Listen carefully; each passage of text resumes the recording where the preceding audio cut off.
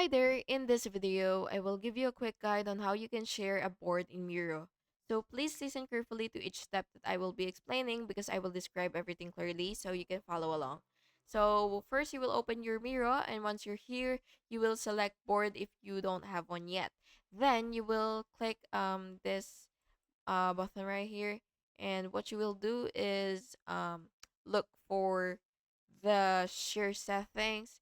So if it's not visible, it should be right here. So you go ahead and click that, and what you will do is, of course, give your board a title, and then you will go ahead and click save, and then just wait for it to load. And then next is you can set permissions, and you can either choose from the can view, can comment, can edit, or no access at all. So yeah, that's basically it. And then you will just have to copy the link, and then you can share it via email or messaging app. And yeah, that's basically it.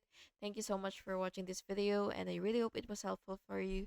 And if it was, please make sure to like and subscribe for more videos like this.